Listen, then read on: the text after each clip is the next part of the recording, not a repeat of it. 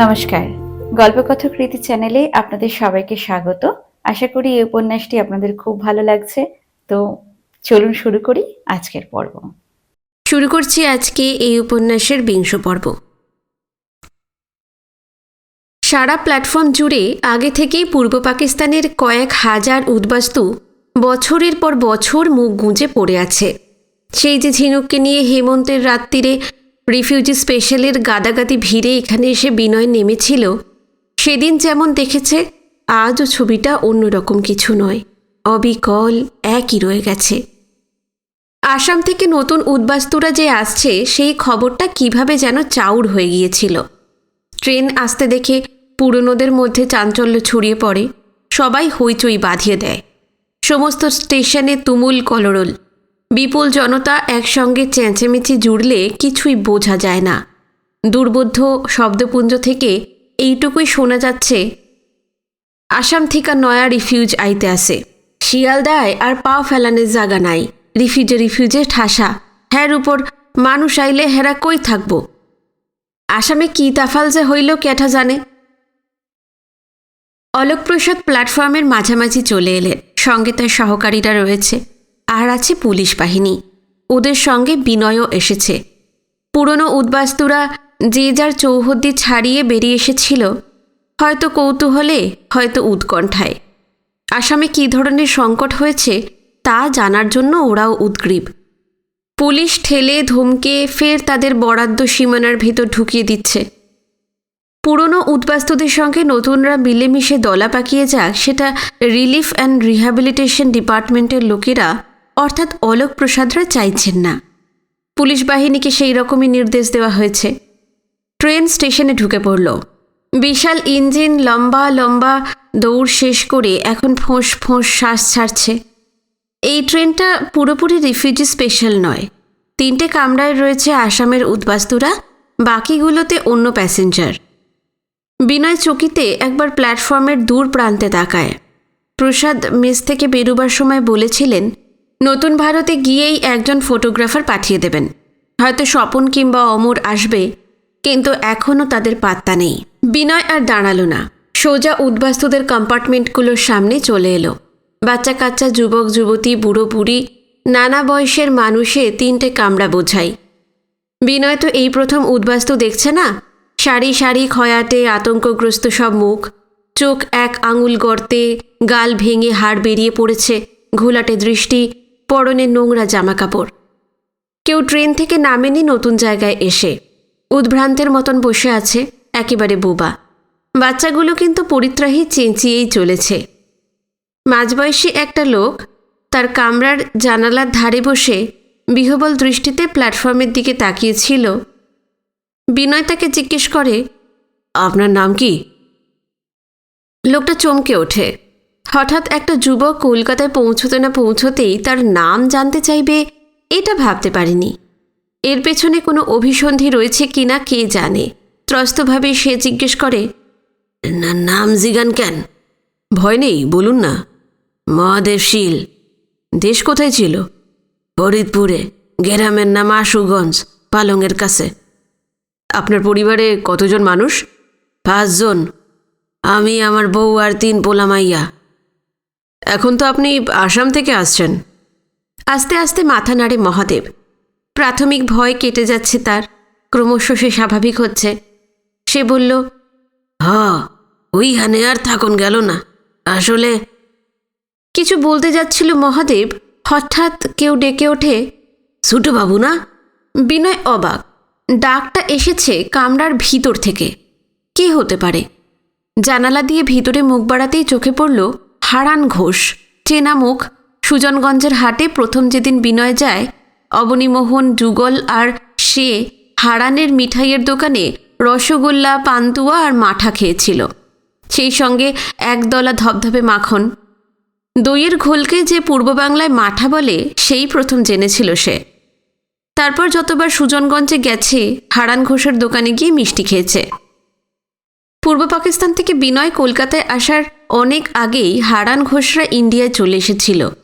তবে কোথায় কোন দিকে ছিটকে পড়েছিল জানত না। তাকে একরকম ভুলেই গিয়েছিল সে। আসাম থেকে আসা উদ্বাস্তুদের জটলায় হারানকে যে দেখা যাবে ভাবা যায়নি। বিনয় বিমূঢ়ের মতন তাকিয়ে থাকে। হারান ঘোষ আচমকাই হাউ হাউ কান্না জুড়ে দেয়। জড়ানো দুর্বোধ্য স্বরে একনাগারে কি বলে যায় তার একটা বর্ণ বোঝা যায় না। বিনয় হতচকিত, বলে, কাঁদবেন না, নিচে নেমে আসুন, কথা বলছি। বয়সে অনেক বড়, দেশে থাকতে হারানকে আপনি করেই সে বলতো। হারান ঘোষ কামরার ভিড় ঠেলে বাইরে বেরিয়ে আসে। কান্না চলছিলই, তার মধ্যেই গলাটা সামান্য পরিষ্কার করে নিয়ে সে বলে, আমরা একেরে শেষ ছোটবাবু, বাইসা থাকুনের আর আশা ভরসা আসিল না। আপনারে শিয়ালদা স্টেশনে দেখা হকুলে কুল পাইলাম, আমাকে রক্ষা করেন আপনি। অথই নৈরাশ্য আর দুর্ভাবনায় তলিয়ে যেতে যেতে বিনয়কে পেয়ে আলোর ক্ষীণ একটা রশ্মি যেন হারানের চোখে পড়েছে, তার শেষ অবলম্বন। বিনয় জানে ছিন্নমূল মানুষেরা সীমান্তের এপারে এসে এই পশ্চিমবঙ্গে কিভাবে ক্ষয়ে ক্ষয়ে শেষ হয়ে যাচ্ছে, কিন্তু হারান ঘোষকে তা বলে পুরোপুরি ভেঙে পড়তে দেওয়া যায় না। তার মনে সাহস জাগিয়ে তোলার জন্য বলল, শান্ত হন, পাকিস্তান থেকে যারা আসছে সরকার তাদের জন্য খুবই চেষ্টা করছে, আপনাদেরও একটা ব্যবস্থা হয়ে যাবে। এই স্টেশনে বড় বড় সরকারি অফিসাররা রয়েছেন, আমি তাদের বলে দেব। আচ্ছা, অনেকদিন তো আপনাদের কোনো খবরই জানি না, দেশ ছেড়েছিলেন কবে আপনারা? এই বছর দেড়েক আগে। আপনি গো রাইস দিয়ে অশান্তি হয় নাই, কিন্তু আমাকে সুজনগঞ্জের ওইদিকে গ্রামগুলো জব্বর গন্ডগোল হইছে। ঢাকা, বরিশাল, নোয়াখালী, ফরিদপুর অর্থাৎ পূর্ব পাকিস্তানের লক্ষ লক্ষ উদ্বাস্তুর মুখে যা শোনা গেছে বা যাচ্ছে, হারান ঘোষ হুবহু তাই বলতে লাগলো। শুনতে শুনতে মন ভারী হয়ে গিয়েছিল বিনয়ের। হারান ঘোষ বলতে লাগলো, দেশ থেকে আইলাম ইন্ডিয়ায়, ভাবলাম 14 পুরুষের ভিটা মাটি তো পাকিস্তানে ফালাইয়া আইসি, এইখানে হগল পামু।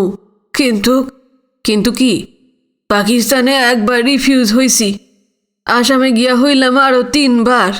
অথচ দেখেন গিয়া কপিলী নদী, কলং নদী, ব্রহ্মপুত্রেশ্বর, শিরসরের দিকে ময়মনসিংহা মুসলমানে ভইরা গেছে। আমাগো লাখান রিফিউজিগুলো লইগাই খালি জায়গা নাই। এর মধ্যেই কম্পার্টমেন্ট থেকে অনেকে নেমে এসে গোল হয়ে বিনয়দের ঘিরে ধরেছে। বিনয়ের সঙ্গে হারান ঘোষকে কথা বলতে দেখে তারা একটু আশান্বিত। ওদের হয়তো ধারণা হয়েছে হারানের যদি কিছু একটা ব্যবস্থা হয়ে যায়, বিনয়কে ধরলে তাদেরও একটা গতি হবে। সবাই একসঙ্গে বলে ওঠে, বাবু, আমরাও আসামে গিয়া 3-4 বাইর করে রিফিউজ হইছি।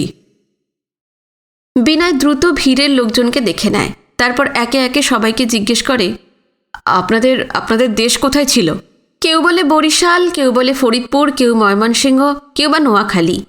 পূর্ব পাকিস্তানের নানা ডিস্ট্রিক্ট থেকে আসামে উদ্বাস্তু গেছে, কোনো একটা বিশেষ অঞ্চল থেকে নয়। বিনয় জানতে চায়, ওখানে সরকারি সাহায্য কিছু পেয়েছেন? সাহায্য কি যে কন, এখন ফুটা পোহায়ও পায় নাই।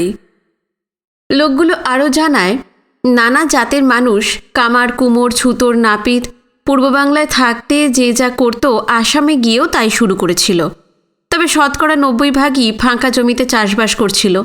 ওখানকার মাটি ভালো, প্রচুর ধান পাট ফলে। দেশ হারানোর দুঃখ তাদের অনেকটাই লাঘব হয়ে যেতে পারত, কিন্তু স্থানীয় মানুষজন অর্থাৎ আসামের ভূমিপুত্ররা চায় না উদ্বাস্তুরা সেখানে স্থায়ীভাবে থাকুক, তাদের রুজি রোজগারে ভাগ বসাক। তাই প্রথম দিকে শাসানি শুরু করল, তারপর দল বেঁধে হামলা। ধান রুইবার পর চারা বেরুলে নষ্ট করে দিত, কোথাও বা ধান পাকলে রাতারাতি কেটে নিয়ে যেত। সর্বক্ষণ ত্রাস, সর্বক্ষণ অনিশ্চয়তা, এর মধ্যে তো বাস করা যায় না। অগত্যা আসামের ভরসা ছেড়ে পশ্চিমবঙ্গের দিকে তারা পা বাড়ালো। কিভাবে শেষ অবধি কলকাতায় এসে পৌঁছেছে তারও সবিস্তার বিবরণ দিল। পূর্ব পাকিস্তান থেকে উদ্বাস্তুদের কলকাতায় চলে আসার জন্য বন্দোবস্ত করা হয়েছিল দেশভাগের ঠিক পরে পরেই। তাদের আলাদা স্টিমার, আলাদা ট্রেন, সেগুলোর মার্কামারা একটা নামও দেওয়া হয়েছে, রিফিউজি স্পেশাল। এই ট্রেন বা স্টিমারে অন্য কোনো প্যাসেঞ্জার তোলা হয় না। কিন্তু আসাম থেকে উৎখাত হওয়া উদ্বাস্তুদের জন্য ওই ধরনের ট্রেনের কোনো বন্দোবস্ত নেই। এই নতুন ইহুদির দল আমিনগাঁ স্টেশনে এসে 2 দিন পড়েছিল। সেখান থেকে আসাম মেল ধরে রাজা ভাত খাওয়ায় এসেছে। কারোর টিকিট নেই, রেলের লোকেরা জোর করে তাদের নামিয়ে দেয়। রাজা ভাত খাওয়ায় একদিন কাটিয়ে ফের ট্রেন ধরে কাটিহার, কাটিহার থেকে মণিহারি ঘাট হয়ে সাহেবগঞ্জ, সেখান থেকে ফের ট্রেন এবং শিয়ালদা। খেপে খেপে 6 দিন লাগলো এখানে পৌঁছতে। বিনয় জিজ্ঞেস করে, আপনাদের কি মনে হয় পাকিস্তানের যে রিফিউজিরা আসামে গিয়েছিল তারা সবাই পশ্চিমবাংলায় চলে আসবে? লোকগুলো বেশ ধন্দে পড়ে যায়। এই প্রশ্নের সঠিক জবাব তাদেরও জানা নেই। হারান ঘোষ বলল, হলে আইব কি না কইতে পারুম না, তয় আসামের স্টেশনে স্টেশনে কলকাতা ট্রেন ধরনের লইগা মেলা মানুষেরে বইয়া থাকতে দেখছি। বিনোদা, বিনোদা! গলাস্বর উঁচুতে তুলে ভিড় ঠেলতে ঠেলতে অমর এসে হাজির। তার কাঁধ থেকে একটা ঢাউস ক্যামেরা ঝুলছে। সে নতুন ভারতের একজন প্রেস ফটোগ্রাফার। হারান ঘোষদের সঙ্গে কথা বলতে বলতে ফটো তোলার ব্যাপারটা খেয়াল ছিল না বিনয়ের। বলল, যাক, তুমি এসে গেছো তাহলে। এই তো প্রসাদদা পাঠিয়ে দিলেন। বাস পেতে দেরি হচ্ছিল, নইলে আধ ঘন্টা আগেই পৌঁছে যেতাম। বলুন, কি ছবি তুলব? হারানদের দেখিয়ে বিনয় বলল, এই যে এদের ছবি আগে নাও, তারপর। যে 3টে কামরায় রিফিউজিরা রয়েছে সেই দিকে আঙুল বাড়িয়ে বলল, প্রত্যেকটা কম্পার্টমেন্টে উঠে যতগুলো পারো ভেতরকার ছবি তুলবে। ডেভেলপ করার পর ওদের মুখগুলো যেন স্পষ্ট বোঝা যায়। অমর করিতকর্মা ছেলে, ক্যামেরা বাগিয়ে চটপট কাজ শুরু করে দিল। হারান ঘোষের ছবি তোলা হলে সে বিনয়কে বলল, ছোটবাবু, 6 দিন স্নান করি নাই, দুগা সিরামুড়ি সারা পেটে কিচ্ছু পড়ে নাই। আমাকে কথা না হয় সারান দেন, কিন্তু এই পোলাপানগুলা খিদায় জব্বর কাতর হইয়া পড়ছে, আর খাইতে না পারলে বাঁচব না আর। বিনয় ভীষণ ব্যস্ত হয়ে পড়ে। এই দিকটা তার মাথায় ছিল না। এত মানুষকে সে তো আর খাওয়াতে পারবে না। যা করার ত্রাণ এবং পুনর্বাসন দপ্তরকেই করতে হবে। বলল, আসুন আসুন আমার সঙ্গে। খানিক দূরে অলোক প্রসাদ এবং অন্য অফিসারেরা নিজেদের মধ্যেই কথা বলছিলেন। 3 কামরার উদ্বাস্তু ছাড়া ট্রেনের বাকি প্যাসেঞ্জাররা লটবহর নিয়ে চলে গেছে। হারান ঘোষদের নিয়ে বিনয় সোজা অলোক প্রসাদের কাছে চলে আসে। বলে, স্যার, আসামের এই রিফিউজিরা প্রায় 6 দিন কিছু খায়নি। ওদের অ্যারেঞ্জমেন্ট হয়ে গেছে, 20-25 মিনিটের মধ্যেই চিড়েগুড় চলে আসবে। মানুষটি হৃদয়বান। ক্ষুধার্ত মানুষগুলোর সবার আগে কি প্রয়োজন সেই দিকে তার লক্ষ্য ছিল। সেই অনুযায়ী এর ভিতর ব্যবস্থাও করে ফেলেছেন। অলোক প্রসাদ সম্পর্কে বিনয়ের যথেষ্ট শ্রদ্ধা রয়েছে। যত তাকে দেখছে সেটা বেড়েই চলেছে। বিনয় জিজ্ঞেস করে, স্টেশন তো বোঝাই, আসামের রিফিউজিরা কোথায় থাকবে তাকে কিছু ঠিক হয়েছে স্যার? দমদম ক্যান্টনমেন্টের কাছে 2nd গ্রেড ওয়ার্ডের একটা ফাঁকা ব্যারেক আছে। কন্ডিশন খুব ভালো নয়। রিলিফ কমিশনের অর্ডার দিয়েছেন আপাতত লোকগুলোকে সেখানেই শেল্টার দিতে হবে। কিন্তু স্যার, এরা বলছে আসাম থেকে আরও রিফিউজি আসছে, তাদের থাকার কি হবে? মিনিস্টার আর ডিপার্টমেন্টের কর্তারা যা সিদ্ধান্ত নেবেন তাই হবে। ঠিক আছে স্যার, আজকে চলি। আসামের রিফিউজিদের উপর বড় করে একটা লেখা তৈরি করতে হবে। সে তো করতেই হবে, যার যা কাজ। হারান ঘোষের দিকে ফিরে বিনয় বলল, এখন আমাকে যেতে হবে। এই স্যার কি বলছেন সব শুনলেন তো? কোনো চিন্তা নেই। আপনার লগে আর দেখা হইব না ছোটবাবু? হ্যাঁ হ্যাঁ, নিশ্চয়ই হবে। আপনারা যেখানে থাকবেন আমি ঠিক সেখানে চলে যাব। তবু আপনার ঠিকানা খান দেন। বিনয় হারানের মনোভাবটা আঁচ করে নিল। এই অচেনা শহরে খড়কুটোর মতন যাকে আঁকড়ে ধরেছে তাকে হাতছাড়া করতে চায় না। ঠিকানা জানা থাকলে তাকে খুঁজে বার করা যাবে। বিনয় এক টুকরো কাগজে নতুন ভারতের ঠিকানা লিখে হারানকে দিল। এদিকে ছবি তোলার কাজ শেষ করে চলে এসেছে অমর। তাকে সঙ্গে নিয়ে বিনয় বেরিয়ে পড়ল। অফিসে গিয়ে খুব যত্ন করে আসামের উচ্ছেদ হওয়া মানুষগুলোকে নিয়ে একটা বড় প্রতিবেদন লিখে প্রসাদকে দিয়ে যখন শান্তিনিবাসে ফিরে এলো, বেশ রাত হয়েছে, 9:30 বাজে। তেতলায় উঠতেই চোখে পড়ল তার ঘরে আলো জ্বলছে। রীতিমতন অবাক। সে মেসে নেই, আলোকে জ্বালতে পারে। তড়িৎ পায়ে দরজার সামনে আসতেই দেখতে পায় একটা মোড়ায় বসে অপেক্ষা করছে নিত্যদাস, আর মেঝের একধারে পুরনো খবরের কাগজ পেতে তার ওপর বসে আছে সুবল। মোড়াটা প্রসাদের। নিত্যদাসের বসার জন্য নিশ্চয়ই সুবল এনে দিয়েছে। অসীম বিস্ময়ে বিনয় জিজ্ঞেস করে, আপনি? টালিগঞ্জে সুধা দিদির বাড়িতে গিয়া হেনলাম আপনি উনাগো কাছে আর থাহেন না। ঠিকানা লইয়া ইহানে আইয়া বইয়া আসি। ঘণ্টা দেরেক তো ওই বই। কোনো দরকার আছে? জব্বর দরকার। এত রাতে নিত্যদাসকে দেখে বিনয় অবাক তো হয়েছিলই, ভিতরে ভিতরে চাপা একটা উৎকণ্ঠাও টের পাচ্ছিল। মনে হচ্ছে লোকটা কোনো সুখবর নিয়ে আসেনি। নিত্যকে বসতে বলে নিজের বিছানার এক প্রান্তে সে বসে পড়ে। তারপর সুবলকে 2 কাপ চা আনতে বলে সোজা নিত্যর মুখের দিকে তাকায়। এবার বলুন। আইজি আমার লোক বর্ডার থিকা হেমকতা চিঠি লইয়া আইছে, খুব জরুরি চিঠি। হেমনাথের কথা এর মধ্যে সেভাবে ভাবার সময় পায়নি বিনয়।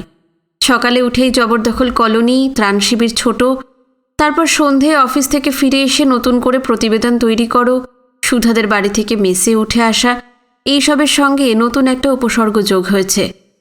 আসাম থেকে তাড়া খাওয়া উদ্বাস্তুদের ঢল নামতে শুরু করেছে পশ্চিমবাংলায়।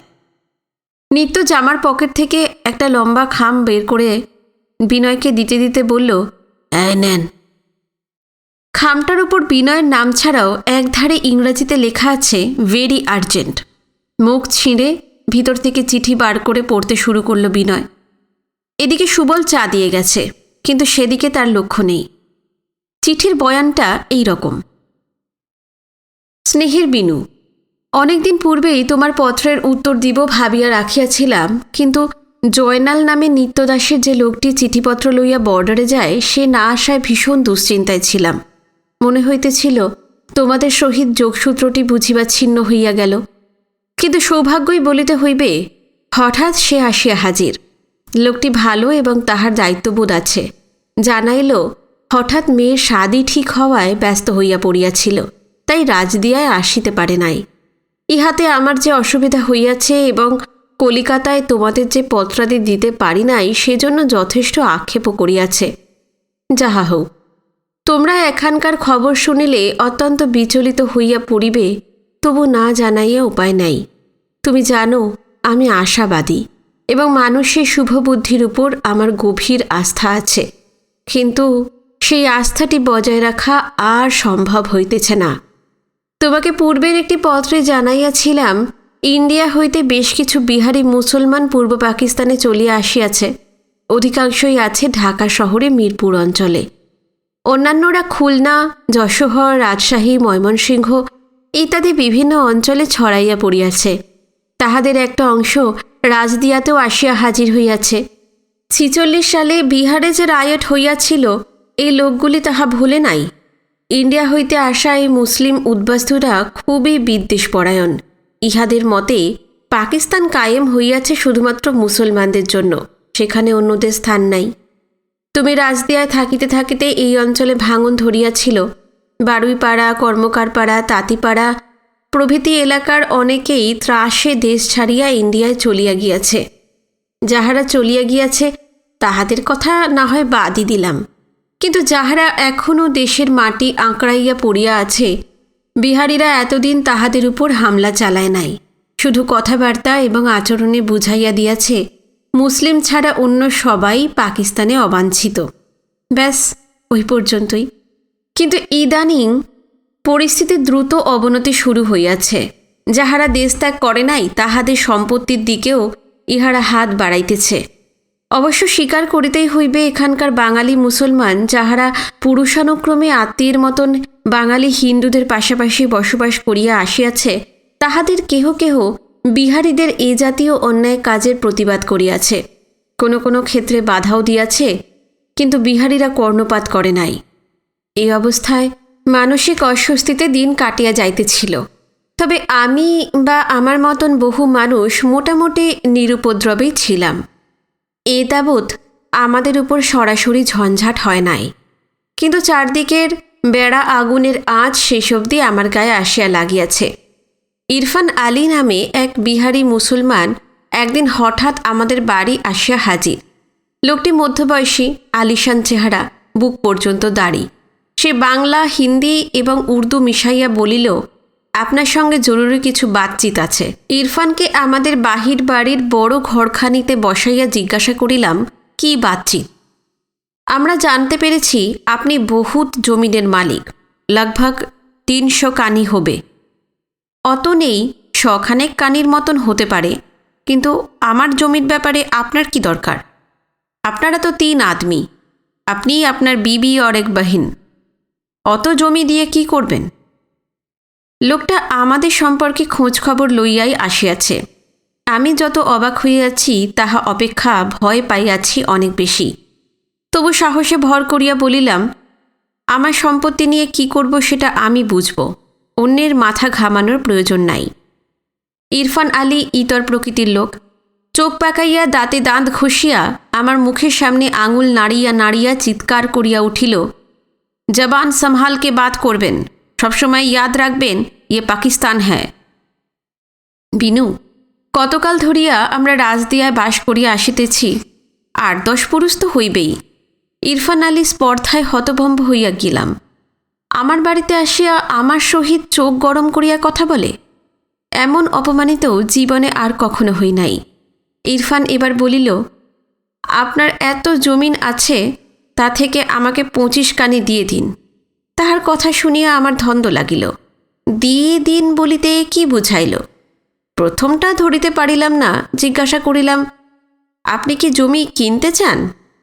সামান্য চিন্তা করিয়া তারপর বলিলাম, 7 পুরুষের বিষয় আশয় থেকে 1 ছটাক মাটিও আমি বিক্রি করব না। ইরফান আলী এমন কথা বোধহয় পূর্বে কখনো শোনে নাই।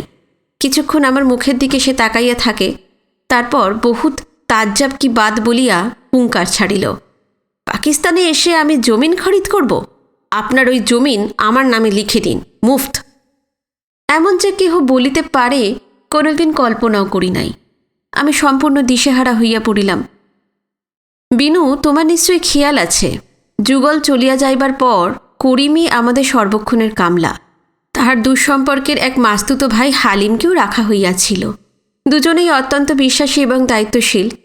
দেশভাগের পর রাজদিয়ার কত লোকই তো রাতারাতি পাল্টাইয়া গিয়াছে, কিন্তু করিমদের পরিবর্তন হয় নাই, তাহারা আগের মতোই আছে। ইরফানের সহিত যে ঘরে বসিয়া কথা বলিতেছিলাম, কিছু লইবার জন্য কখন করিম সেখানে আসিয়া দরজার কাছে দাঁড়াইয়াছে লক্ষ্য করি নাই। তুমি জানো, করিম মানুষ ভালো হইলেও রকচটা ধরনের। সে আমার আর ইরফানের যাবতীয় কথাবার্তা শুনিয়াছিল। হঠাৎ উত্তেজিত হইয়া চিৎকার করিয়া ওঠে, হালার পুত পশ্চিমা, হ্যামকতার লাখান মানি লোকের লগে মেজাজ সরাইয়া কথা কও? তিনি এই রাইজদার খগল মানুষের বাপের সমান, মাগনায় তেনার জমি লাখাইয়া লইতে আইসো? করিমের মারমুখী চেহারা দেখিয়া ইরফান প্রথমটা হতচকিত। একটি বাঙালি মুসলমান স্বজাতির পাশে না দাঁড়াইয়া আমার পক্ষে লড়াই করিতেছে, ইহাতে সে আশ্চর্য হইয়া যায়, কিন্তু কয়েক মুহূর্তের মধ্যেই নিজেকে সামলাইয়া লয়। লাফ দিয়া উঠিয়া দাঁড়াইয়া গলা চড়ায়, কে তুই? করিম বলে, আমি এই বাড়ির পোলা, 2 পুরুষ ধৈর্য হ্যামকত্তা নুন খাই, তেনার মেহেরবানিতে বাইসা আসি। ইন্ডিয়া থেকে আইয়া তেনারা অসম্মান করো? বাইর হ হালা, বাইর হ, খনি যাবি নাইলে। প্রচণ্ড রাগে কাঁপিতে থাকে ইরফান। সে একটা মতলব আঁটিয়া আসিয়াছিল, ভাবিয়াছিল আমার উপর চাপ সৃষ্টি করিয়া কাজ হাসিল করিবে। আমি ভয়ে ভয়ে জমি লিখিয়া দিব, কিন্তু একটি রোগা পটকা বাঙালি মুসলমান যে এইভাবে রুখিয়া দাঁড়াইবে এবং তাহার অভিসন্ধি বানচাল করিয়া দিবে ভাবিতে পারে নাই। ইরফান আলী করিমকে কুৎসিত গালিগালাজ করিতে থাকে। করিমও সমানে সমানে জবাব দিতে লাগিল। তাহার মাথায় তখন খুন চড়িয়াছে, পারিলে ইরফানকে ছিঁড়িয়া খায়। কি তাহার চোটপাট! আগেই জানাইয়াছি, ইরফানের লম্বা চওড়া প্রকাণ্ড শরীর। ইচ্ছে করিলে সে করিমকে পিষিয়া ফেলিতে পারে, কিন্তু করিমের রাগ দেখিয়া সম্ভবত কিঞ্চিত ঘাবড়াইয়া যায়। আরও কিছুক্ষণ চিৎকার চেঁচামেচির পর সে আপাতত রণে ভঙ্গ দেয়। যাইবার সময় আমাকে শাসায়, যেভাবে হোক আমার ওই জমি সে দখল করিবেই। করিম ক্ষিপ্ত হইয়া ওঠে, তোর তালুকদারি নাকি? হ্যাঁ, ইচ্ছা হইল আর কায়রা নিলি? 25 কানি কি রে, 1 মুঠা মাটিও তুই পাবি না। মাথা নিচা কইরা জাগিয়া, মেলা তেরিমেরি করলে পুইতা ফেলাইমু। ইরফান আলী আর দাঁড়ায় না, শাসাইতে শাসাইতে চলিয়া যায়। আমি স্তম্ভিত হইয়া গিয়াছিলাম। যাহারা চলিয়া গিয়াছে তাহাদের পরিত্যক্ত সম্পত্তি জবরদখল করে সে এক কথা, কিন্তু আমি তো দেশ ত্যাগ করি নাই। পাকিস্তানের নাগরিকত্ব মানিয়া লইয়া জন্মভূমিতেই থাকিয়া গিয়াছি। এই মতো অবস্থায় একটি লোক জুলুম করিয়া জমি কাড়িয়া লইতে চায় জানিয়া ভীষণ বিচলিত হইয়া পড়িলাম। জিন্না প্রতিশ্রুতি দিয়াছিলেন, পাকিস্তানে জাতি ধর্ম নির্বিশেষে সবার সমানাধিকার থাকিবে, রাষ্ট্র প্রতিটি নাগরিকের নিরাপত্তার ব্যবস্থা করিবে কাহারও ধন সম্পত্তি অন্য কেহ যাতে ছিনাইয়া লইতে না পারে সেদিকে লক্ষ্য রাখিবে। কিন্তু ইরফান যাহা বলিয়া গেল তাহাতে শঙ্কিত হইয়া পড়িয়াছি। আমি করিমকে বকাবকি করিলাম, কেন তুই লোকটার সঙ্গে ঝগড়া করলি? আমি ইরফান আলীকে ভালো কথায় বুঝিয়ে দিতাম সে যা চায় সেটা ঠিক নয়। করিম বলিয়াছে, আপনি কি মনে করেন ভালা কথায় নরম কথায় কোনো কাম হইতো? ওই পশ্চিমাটা আস্তা শয়তানের হাড্ডি। ও যদিন মেজাজ দেখায় আমাগো তার 20 ডবল মেজাজ দেখাইতে হইব। রুইখানা খাড়াইলে ওর মাথার উপর চইরা বসব। আইজ 25 কানি চাইতে আছে, কাইল কইব আরো 25 দাও, হ্যার পরের দিন কইব পুরাটাই দিয়া দাও। করিম নিরক্ষর, কিন্তু সার সত্যটি তাহার কাছে অতি স্পষ্ট। সে ঠিকই বলিয়াছে, ইরফানের খাই সহজে মিটিত না। তাহার জুলুমের কাছে মাথা নোয়াইলে সে নিশ্চয়ই পাইয়া বসিত। সেই মুহূর্তে হঠাৎ একটি প্রশ্ন আমার মনে দেখা দিয়াছিল। চিরকাল যে হেমনাথ রাজদিয়া অঞ্চলের ছোট বড় সমস্ত অন্যায়ের বিরুদ্ধে যুদ্ধ করিয়াছে, সে কিনা ইরফান আলীর মতো উদ্ধত লোভী একটি দুর্বৃত্তকে বুঝাইয়া সুঝাইয়া নিরস্ত করিতে চাহিয়াছে। কোথায় ঘাড় ধাক্কা দিয়ে বাড়ির বাহির করিয়া দিবে তা নয়, সে যেন নিজের অজান্তেই আপোষকামী হইয়া উঠিয়াছে। পাকিস্তান কি আমার শক্তি হরণ করিয়া লইতেছে? ইরফান চলিয়া গেলেও করিম তখনও যায় নাই। সে বলিল, বড় কর্তা, ওই পশ্চিমাটা মানুষ ভালা না, জমিন পায় নাই, ও কিলাম আপনাকে সর্বনাশ করতে পারে। এত বড় বাড়িতে আপনারা খালি 3 জনে থাহেন, হালার পুতের রাইতে লোকজন লইয়া আইয়া কাম কইরা যাইতে পারে। আপনাকে বয়স হইছে, ঠেকাইতে পারবেন না। আমার এইখানে থাকনের ব্যবস্থা কইরা দেন, আমি রাইত জায়গা আপনার পাহারা দিমু। করিমের ইঙ্গিতটা বুঝিয়াছি। ইরফান আলী রাত্রিরে হানা দিয়া আমাদের খুন করিতে পারে, সেই কারণেই সে আমাদের আগলাইয়া রাখিতে চায়। তাহার প্রতি কৃতজ্ঞতায় মন ভরিয়া গেল। যুগলের জন্য যে ঘরখানা তোলা হইয়াছিল সেটা ফাঁকাই তো পড়িয়া আছে, সেখানে করিম, তাহার বউ এবং 2 ছেলেমেয়ের থাকার বন্দোবস্ত করিয়া দিলাম। সারা রাত না ঘুমাইয়া সে আমাদের পাহারা দেয়। কিন্তু করিম আমাদের রক্ষার দায়িত্ব নিলেও পুরোপুরি যে নিশ্চিন্ত হইব তাহার উপায় নাই। রাজদিয়া ছোট শহর, রাস্তায় বাহির হইলে প্রায় ইরফানের সঙ্গে দেখা হয়। সে হুমকি দেয়, ইয়ে পাকিস্তান হ্যাঁ, ও জমিন আপনি রাখতে পারবেন না, আমাকে দিতেই হবে। গোড়ার দিকে করিম ছাড়া অন্য কেউ ইরফান আলীর কথা জানিত না। কিন্তু পরে রাজদিয়ায় আমাদের যেসব শুভাকাঙ্ক্ষী রহিয়াছে তাদের কাছে গেলাম, যেমন মোতাহার হোসেন, সৈয়দ বাড়ির আমিনুল, মৃধা বাড়ির জামাল ইত্যাদি। তাহারা ভরসা দিল, চিন্তা নাই। আমাকে থানায় লইয়া গিয়া ইরফান আলীর নামে একটি নালিশও দায়ের করিল। কিছুদিন হইল রাজদিয়ায় একজন নূতন ওসি আসিয়াছে। তাহার বয়স 50-52, বেশ মিষ্টভাষী। জানাইলেন তিনি যতদিন রাজদিয়ায় আছেন কেউ আমার ক্ষতি করিতে পারিবে না। তবে ইরফান আলীরা ইন্ডিয়ায় সর্বস্ব হারাইয়া পাকিস্তানে আসিয়াছে, ওসির অনুরোধ আমি যেন তাহাকে সাহায্য করি। যতদূর বুঝিলাম ওসি জমিটা ইরফান আলীর নামে লিখিয়া দিবার আভাস দিয়াছেন। মোতাহারদেরও তেমনই ধারণা। তোমাকে আগেই জানাইয়াছি, বিহারিরা যখন প্রথম রাজদিয়ায় আসে বাঙালিরা তা সুনজরে দেখে নাই, কিন্তু অতি সম্প্রতি অবস্থাটা আর তেমনটা নাই।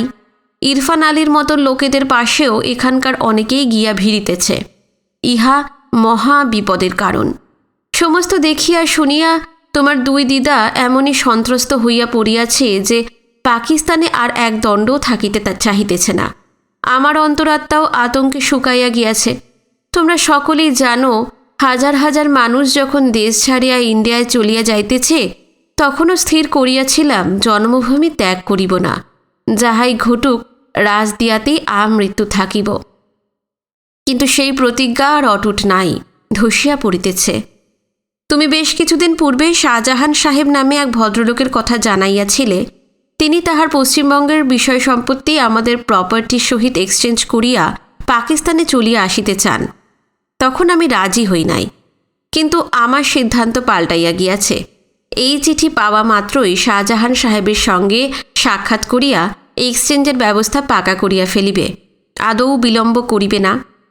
তোমার চিঠি পাইলে আমি জমি বাড়ির দলিলপত্র লইয়া ঢাকায় গিয়া প্লেনে কলিকাতায় চলিয়া যাইব। বাকি কাজ সেখানেই সম্পন্ন হইবে।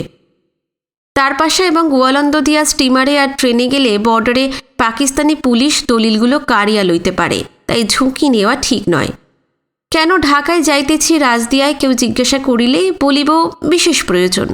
কলিকাতার কথা ঘুণাক্ষরে কাহাকেও জানাইব না। এক জানিবে শুধু তোমার দুই দিদা। মোতাহারদের জানাইলে ক্ষতি নাই, কিন্তু তাহারা টের পাইলে কিছুতেই দেশ ছাড়িতে দিবে না।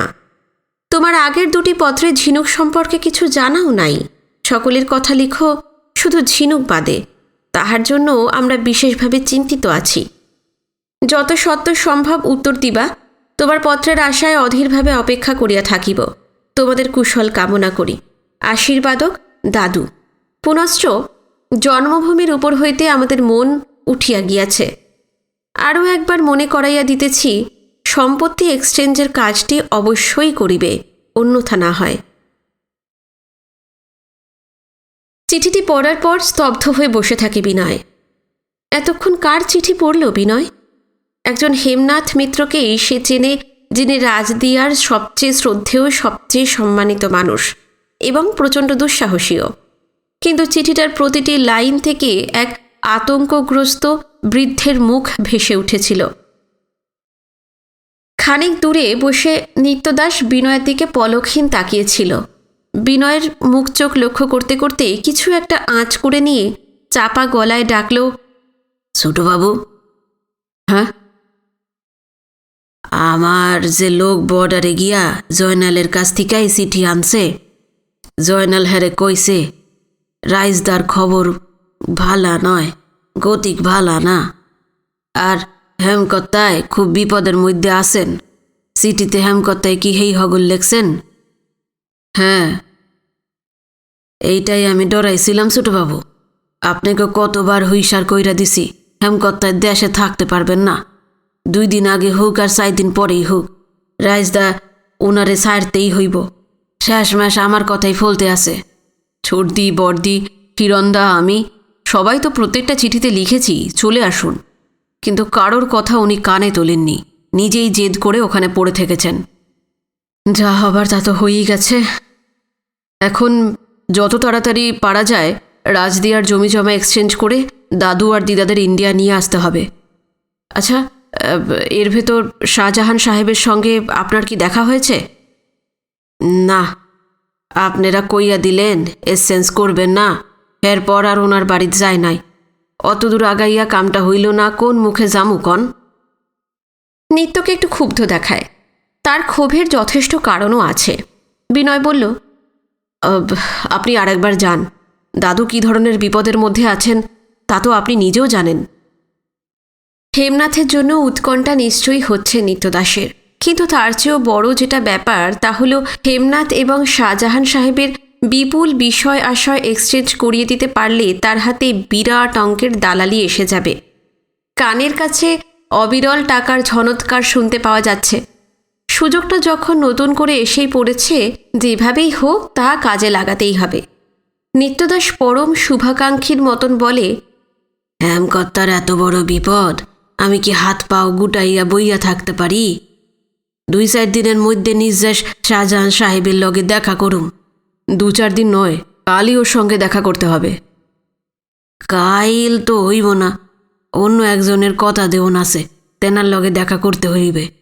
না, কালই যেতে হবে, একেবারেই দেরি করা যাবে না আর। ঠিক আছে। আর একটা কথা।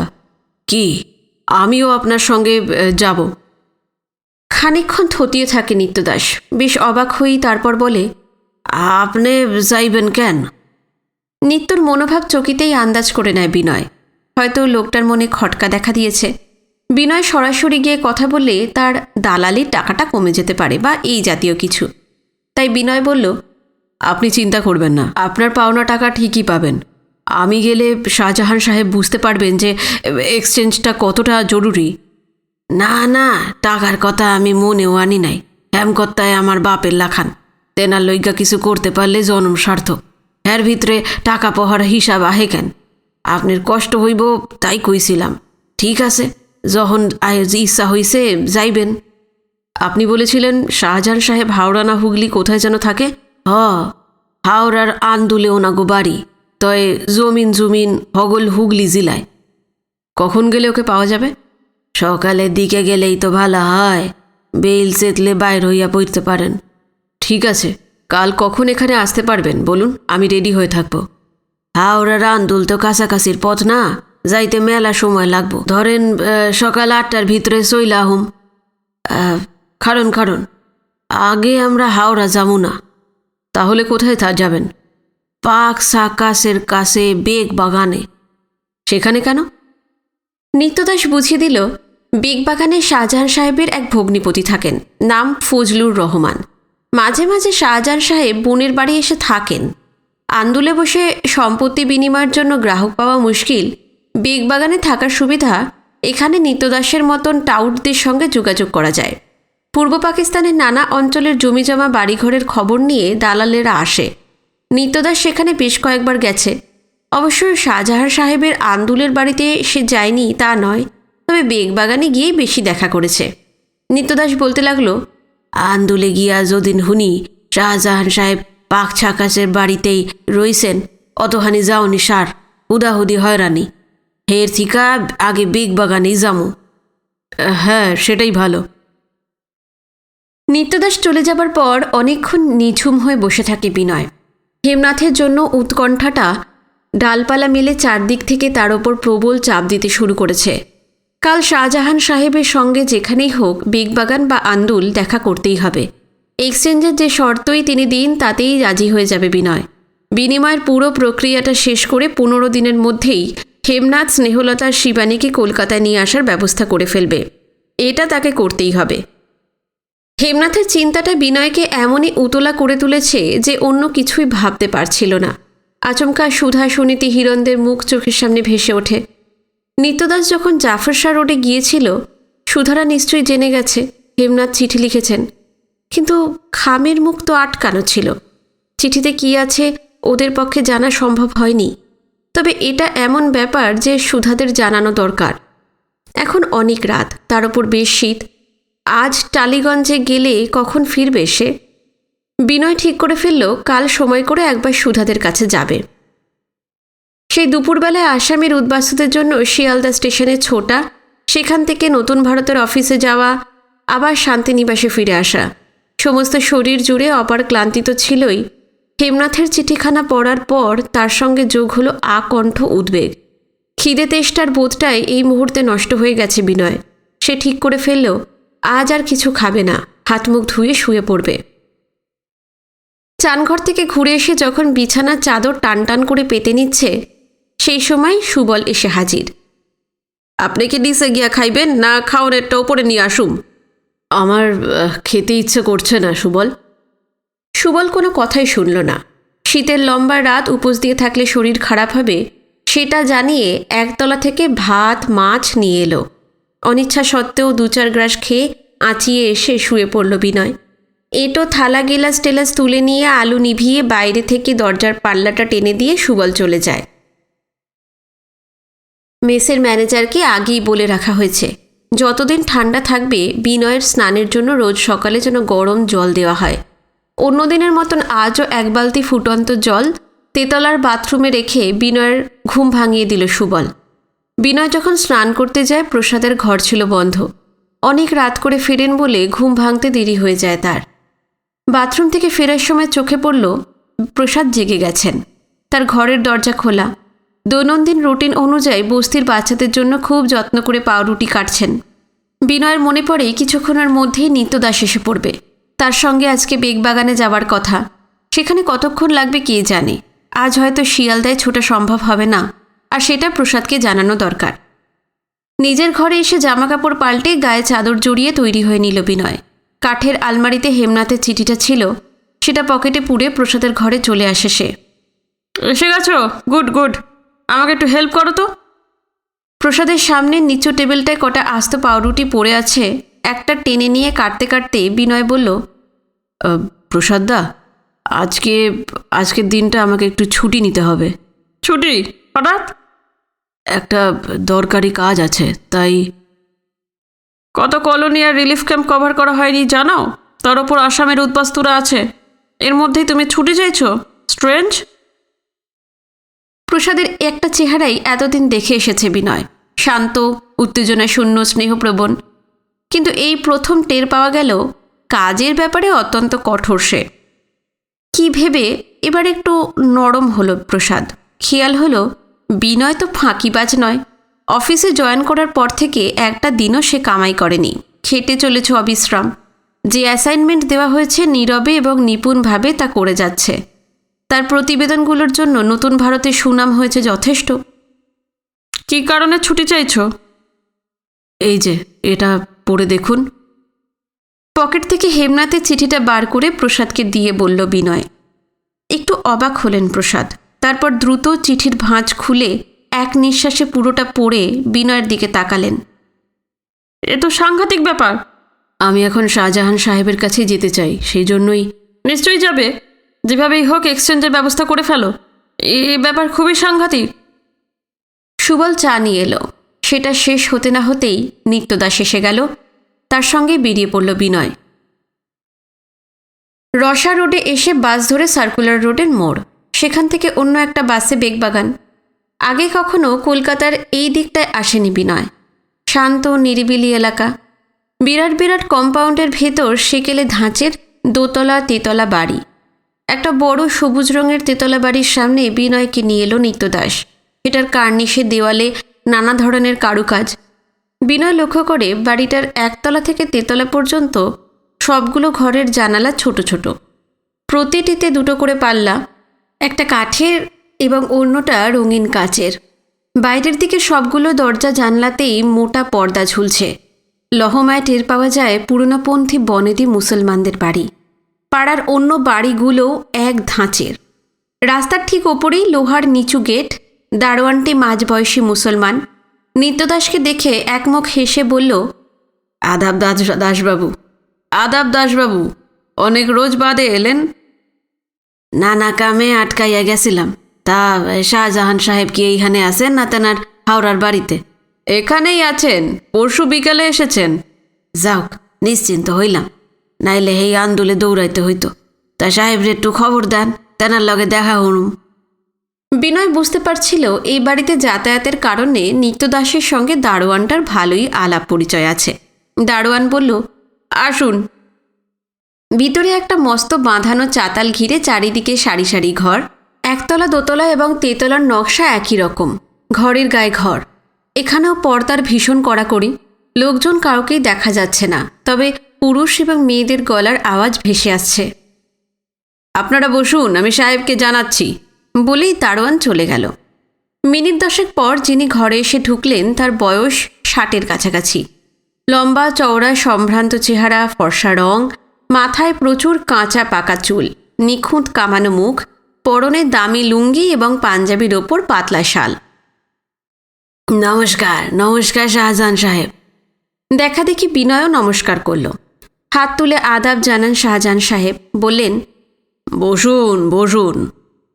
এই বলে গেলেন 7 ভিতর আসছেন। 3 সপ্তাহ পার হয়ে গেল।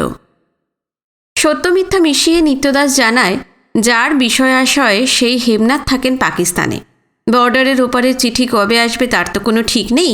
3 দিনে যেটা আসার কথা সেটা 3 সপ্তাহ লেগে যেতে পারে। আশায় আশায় থাকার পর কালই হেমনাথের জবাব এসেছে। সেটা পেয়েই সে আজকে ছুটে এসেছে। হেমনাথ যে এতকাল দেশ ছেড়ে না আসার জন্য জেদ ধরে বসেছিলেন সেটা আর জানায় না। নিত্যদাস প্রবল উৎসাহের সুরেই বলতে লাগলো, আমাকেও ইচ্ছা দিন 10-15 ভিতরেই শুভ কামটা সারাইয়া ফেলাই। এখন আর তা সম্ভব নয়। সম্ভব নয় কেন বলুন তো? ইনিকে, একে তো চিনতে পারলাম না। এ নাগই তো সম্পত্তি, এনি তো হেমকর্তার নাতি। আপনারা বড্ড দেরি করে ফেলেছেন। দাসবাবুর অপেক্ষা থেকে থেকে শেষ পর্যন্ত গেল শুক্রবার অন্য একজনের সঙ্গে এক্সচেঞ্জের ব্যবস্থা আমি করে ফেলেছি। বিনয়ের মনে হলো এই সাজানো গোছানো বসার ঘরটা দুলতে শুরু করেছে, আর চোখের সামনে সমস্ত কিছু দ্রুত ঝাপসা হয়ে যাচ্ছে। শাহজাহান সাহেব বিশদভাবে জানালেন, সম্পত্তি বিনিময়ের ব্যাপারে তিনি ভীষণ উদ্বিগ্ন হয়ে পড়েছিলেন। নিত্যদাসের ওপর পুরোপুরি ভরসা ছিল তার। হেমনাথের যে বিষয় আশয়ের বিবরণ তার কাছে শুনেছেন পূর্ব পাকিস্তানে, ঠিক তেমনটিই তিনি চান। কিন্তু হঠাৎ নিত্য যাতায়াত বন্ধ করে দেওয়ায় তার দুশ্চিন্তা ভীষণ বেড়ে যায়। ছোট সম্পত্তির বিনিময় চট করে হতে পারে, কিন্তু বড় বড় প্রপার্টির খদ্দের পাওয়া মুশকিল। তার 150 বিঘে ফসলা জমি, হাওড়ায় 2 মহল, পাকা দালান, মোটর গাড়ি, এইসবের বদলে তো 5-10 বিঘের জমিটমি নেওয়া যায় না। নিত্য হঠাৎ উধাও হয়ে যাওয়ায় হতাশ হয়ে পড়েছিলেন শাহজাহান সাহেব। কি করতেন কে জানে, হয়তো যেমন তেমন একটা প্রপার্টির সঙ্গে এক্সচেঞ্জ করে সীমান্তের ওপারে চলে যেতেন। কিন্তু আকস্মিকভাবেই সমস্যাটা সুরাহা হয়ে গেল। নিত্যদাসের মতো কত যে টাউট এক্সচেঞ্জের কারবারে নেমে পড়েছে তার তো লেখাজোকা নেই। তাদেরই একজন অধীরশীল সপ্তাহখানেক আগে একটা সুখবর নিয়ে শাহজাহান সাহেবের কাছে এসে হাজির। সে জানালেন, গোপাল মজুমদার নামে এক ভদ্রলোক ইন্ডিয়ায় চলে আসার জন্য পা বাড়িয়ে আছেন। মুন্সীগঞ্জ টাউনে তাদের বাড়ি। টাউনের কাছাকাছি গ্রামের দিকে 80 বিঘের মতন জমি আছে, তবে মোটর নেই। অবশ্য নৌকো রয়েছে অজস্র, 100 খানেকের মতো। শাহজাহান সাহেবের 150 বিঘের বদলে গোপাল মজুমদারের 80 বিঘে। জমিটা অবশ্য কম হয়ে গেল, মোটরের বদলে নৌকো। কিন্তু কি আর করা, এটা হাতছাড়া হয়ে গেলে তো পস্তাতে হবে। এখন 80 বিঘে পাওয়া যাচ্ছে, আরও দেরি হলে 20-50ও জুটবে কিনা সন্দেহ। অগত্যা শাহজাহান সাহেবকে দালাল অধীরশীলের প্রস্তাবে রাজি হতে হয়েছে। নীরবে শুনে যাচ্ছিল বিনয়। আস্তে আস্তে শ্বাস টেনে বলল, আপনাদের এক্সচেঞ্জটা কি হয়ে গেছে? শাহজাহান সাহেব জানালেন, বিনিময় এখনো হয়নি। দলিলপত্র নিয়ে বর্ডার দিয়ে আসার প্রচণ্ড অসুবিধা, তাই তিনি নিজের একজন বিশ্বাসী লোককে মুন্সীগঞ্জে পাঠাবেন। গোপাল মজুমদার স্ট্যাম্প কাগজে তাদের নামে দানপত্র লিখে লোকটির হাতে দেবে। গোপালের বিশ্বাসী লোকও শাহজাহান সাহেবের সঙ্গে কলকাতায় দেখা করে একইভাবে দানপত্র লিখিয়ে নেবে। সমস্ত প্রক্রিয়াটি 1 সপ্তাহের মধ্যে শেষ হবে। বিনয় কি বলতে যাচ্ছিল তার আগেই নিত্যদাস বলে ওঠে, আমার একখান কথা রাখবেন। বলুন। সুযোগ যখন আছে তখন হুদাহুদি 20 বিঘা জমিন কম নিবেন কেন? অতখানি জায়গা কি মুখের কথা? এই গোপাল মজুমদারের না কইরা দেন, হেমকর্তার লগেই এক্সচেঞ্জটা করেন। এখন আর তা হয় না। কেন? আমি সব জেনে শুনেই কম জমিতে রাজি হয়েছি। আমার কথাও দেওয়া হয়ে গেছে। ভদ্রলোক কত আশা নিয়ে অপেক্ষা করছেন, এখন তাকে কোনোভাবেই না বলা যায় না, অসম্ভব। বিনয় বুঝতে পারছিল শাহজাহান সাহেব এক কথার মানুষ। তার জবানের এদিক সেদিক হবে না। তিনি যে অনড় হয়ে আছেন, এতে তাদের ক্ষতি হলো, কিন্তু মানুষটির প্রতি তার শ্রদ্ধা বেড়ে গেল। নিত্যদাস হাল ছেড়ে দেবার পাত্র নয়, বলল, আমি পরের হপ্তায় আপনার লগে দেখা করুম। যদি মজুমদার মশাইয়ের লগে কামটা কোনো কারণে না হয়। ঠিক আছে, আসবেন। একান্তই যদি না হয় তখন আপনাদের কথা ভেবে দেখা যাবে। এরপর আর বসে থাকার মানে হয় না। শাহজাহান সাহেবের কাছে বিদায় নিয়ে বেরিয়ে পড়ল বিনয়রা। আজকের পর্ব এখানেই শেষ করলাম। পর্ব ভালো লাগলে অবশ্যই জানাবেন। যারা নতুন এসেছেন, গল্প পাঠ ভালো লাগলে অবশ্যই চ্যানেলটি সাবস্ক্রাইব করে রাখবেন। আমার একটি টেলিগ্রাম চ্যানেল আছে, সেই চ্যানেলের লিঙ্ক ডেসক্রিপশনে দেওয়া আছে। যদি ইচ্ছে হয় অবশ্যই টেলিগ্রামে গল্পকথাকৃতিকে ফলো করে রাখতে পারেন। আগামী পর্ব নিয়ে খুব শিগগিরই ফিরে আসছি। নমস্কার, সবাই খুব ভালো থাকবেন।